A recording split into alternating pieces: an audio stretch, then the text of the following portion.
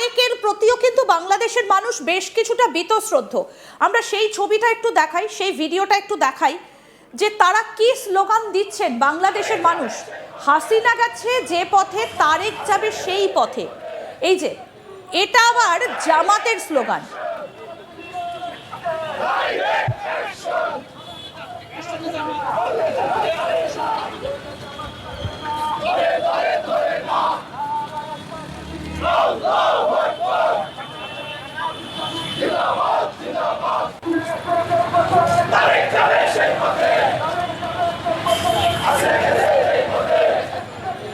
আমি শহীদুল দা এই জায়গাটাও জানতে চাইবো যে হাসিনা গেছে যে পথে, তারেক যাবে সেই পথে, তাহলে কি তারেকের ওপরেও বীতশ্রদ্ধ বাংলাদেশের মানুষ?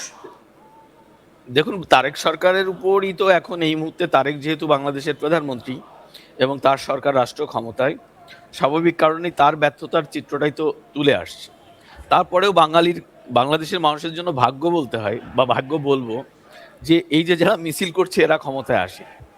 এই জামাত ইসলাম, এই অদক্ষ অযোগ্য, এবং যারা বাংলাদেশের গণতন্ত্রে বিশ্বাস করে না, যারা বাংলাদেশের সংবিধানে বিশ্বাস করে না, যারা বাংলাদেশের স্বাধীনতায় বিশ্বাস করে না, তারা যদি রাষ্ট্র ক্ষমতায় আসতো, এবং তাহলে কি হতো দেশের পরিস্থিতি, সেটা এখন কিন্তু ভাবনার বিষয়। আর তারেক রহমানের বিরুদ্ধে যে ব্যাপারগুলো, যে অভিযোগগুলো বাংলাদেশের মানুষ এখন হচ্ছে, আসলে বাংলাদেশে গত ফেব্রুয়ারিতে তারেক রহমান সরকার গঠন করেছে। এই 12ই ফেব্রুয়ারি নির্বাচনের মধ্য দিয়ে যে সরকার হয়েছে, সেই সরকার কিন্তু এখন পর্যন্ত একটি মাত্র সফলতা দেখাতে পারেনি। বাংলাদেশের কোথাও কোনো সফলতা দেখাতে পারেনি। বরং শেখ হাসিনার আমলে যে প্রকল্পগুলো গ্রহণ করা হয়েছিল, সেই প্রকল্পগুলো থেকেই কিন্তু এই সরকার বেঁচে আছে। যেমন আপনি জানেন যে ভারত বাংলাদেশ একটি তেলের পাইপলাইন প্রকল্প ছিল। যখন আপনার ইরান এবং ইসরায়েলের যুদ্ধ হলো, সেই মুহূর্তে বাংলাদেশে কিন্তু জ্বালানি সংকট দেখা দিল, ভয়াবহ জ্বালানি সংকট। দ্রুত গতিতে কিন্তু সেই পাইপলাইন ব্যবহার করে ডিজেল নিয়ে বাংলাদেশের মানুষকে বাঁচাতে হয়েছে, বিদ্যুৎ উৎপাদন করতে হয়েছে। তো শেখ হাসিনা সেই প্রকল্পগুলো নিয়েই তারেক এখন পর্যন্ত টিকে আছে। তারেক ক্ষমতায় এসে যে কাজগুলো করেছে, সেই কাজগুলো নানা কারণে বিতর্কিত। মানুষ কাজ দেখছে কিন্তু কোনো রকম ফল পাচ্ছে না। যেমন আপনার দেখুন, বাংলাদেশে একটা নদীমাতৃক দেশ, একটা সময় এখানে খালের প্রয়োজন ছিল, কারণ তখন ডিপ টিউবওয়েল বা সেচ যন্ত্র তখনও বাংলাদেশের মানুষের কাছে পৌঁছায়নি। কিন্তু তারেক জিয়া সেই মান্দাত্তা আমলের খাল খনন কর্মসূচি নদীর সঙ্গে করে হাজার হাজার কোটি টাকা তছরূপ করছে তার দলের নেতাকর্মীরা। তো এই ধরনের নানাবিধ প্রকল্প আছে, এবং দেশে যখন যে বিষয়টি সবচেয়ে বেশি প্রয়োজন, বিদ্যুৎ, সেই বিদ্যুতের হাহাকার। বাংলাদেশে মানে প্রতিদিন একটি পরিবার 3 থেকে 4 ঘন্টা বিদ্যুৎ সাপ্লাই পায় গ্রামের দিকে, শহরের দিকে হয়তো সেটা 4-5 ঘন্টা। তো এইভাবে কি একটা দেশ চলতে পারে? এখানে দ্রব্যমূল্যের বাজার চড়া, এখানে শ্রমিকের কাজ নেই, বললাম তো গার্মেন্টস কলকারখানা বন্ধ, প্রবাসীরা দেশে ফিরে আসছে, ভিসা বাতিল হয়ে যাচ্ছে, দেশে জঙ্গিবাদী শক্তির উত্থান হয়েছে, এখানে শিল্প সংস্কৃতি তো পুরো বাঙালির যে সংস্কৃতি, বাংলার যে সংস্কৃতি, সেটি ধ্বংস হয়ে গেছে। তো তারেকের উপর মানুষের আস্থাটা কেন থাকবে? রাখার কোনো কারণ নেই। এবং এই যে পরিস্থিতি চলছে, আমি আপনাকে একটু আগে যেটি বললাম, যে ডিসেম্বরে শেখ হাসিনা ফিরুক আর না ফিরুক, বাংলাদেশের অবস্থা আরো খারাপ হবে।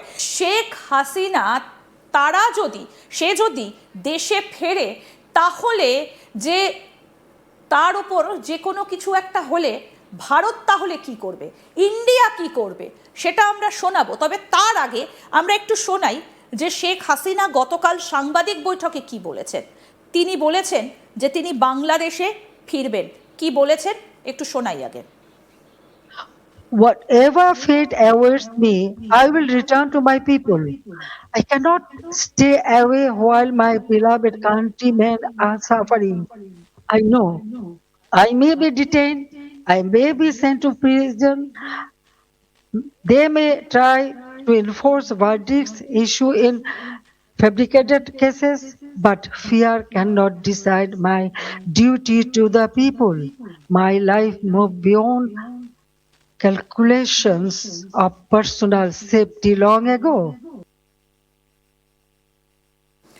আমাদের সঙ্গে রয়েছেন বাংলাদেশের বিশিষ্ট সাংবাদিক শাহিদুল হাসান খোকন। শাহিদুল দা, শেখ হাসিনা বলছেন আমার ভাগ্যে যাই থাকুক, যাই হয়ে যাক না কেন, আমি দেশে ফিরবো, তাহলে কি তিনি আশঙ্কা করছেন যে তার ওপর কিছু একটা ঘটে যেতে পারে?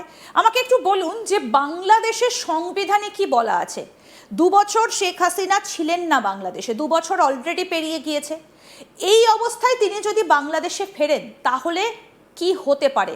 আপনাদের বাংলাদেশের সংবিধানে এরকম কিছু বলা রয়েছে কি? দেখুন, বাংলাদেশের একজন সাবেক প্রধানমন্ত্রী শুধু শেখ হাসিনা নন। শেখ হাসিনা বাংলাদেশের জাতির পিতা বঙ্গবন্ধু শেখ মুজিবুর রহমানের কন্যা এবং তিনি 5 বারের প্রধানমন্ত্রী। বাংলাদেশে একটা দীর্ঘ রাজনৈতিক সংগ্রাম তিনি করেছেন গণতন্ত্রের জন্য, বাংলাদেশের মানুষের জন্য। এবং বাংলাদেশে মূলত বাংলাদেশটাতে যে ঝড়ের গতিতে উন্নয়ন হচ্ছিল সেটি কিন্তু তার হাত ধরেই হয়েছে। এটি অনস্বীকার্য, এটি মানে অস্বীকার করার কোনো পথ কারো নেই। এটি আজকে বিএনপির লোকজন, জামাতের লোকজন তারাও স্বীকার করে।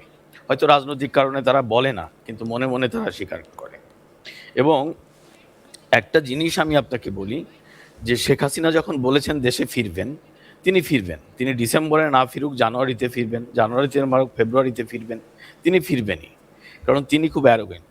তার চিন্তা চেতনা, তার যে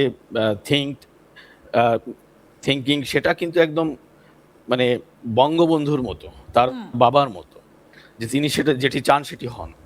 দেখেন 1981 সালেও তিনি কিন্তু ভারতে 6 বছর নির্বাসনে থাকার পরে বাংলাদেশের মাটিতে ফিরেছিলেন। তখনও কিন্তু একটি সামরিক সরকার, এই তারেক রহমানের বাবা জিয়াউর রহমান রাষ্ট্র ক্ষমতায় ছিলেন এবং শেখ হাসিনা মৃত্যু ঝুঁকি নিয়েই কিন্তু বাংলাদেশে ফিরেছিলেন।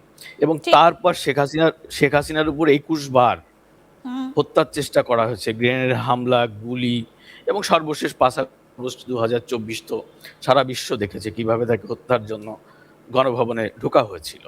তো সে কিন্তু বেঁচে আছে এবং তিনি সাহসী নারী। দেখেন, আপনি বা আপনারা হয়তো একটি বিষয় গণমাধ্যম কালকে ভালোভাবে মানে উল্লেখ করেনি, ভালোভাবে না উল্লেখ করতে পারেনি হয়তো শেখ হাসিনার এই প্রেস কনফারেন্স, মানে 2 বছর পরে এত ধরনের একটা কিন্তু ব্রেকিং। শহীদুল দা, বাংলাদেশের জামাতের একটা অংশ কিন্তু ভীষণভাবে সক্রিয়।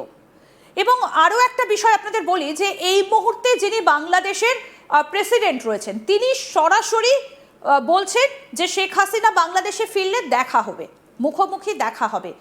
তাহলে কোথাও গিয়ে বেনজির ভুট্টোর মতো একটা পরিণতি কি কোথাও একটা আশঙ্কা দানা বাঁধছে শেখ হাসিনার জন্য?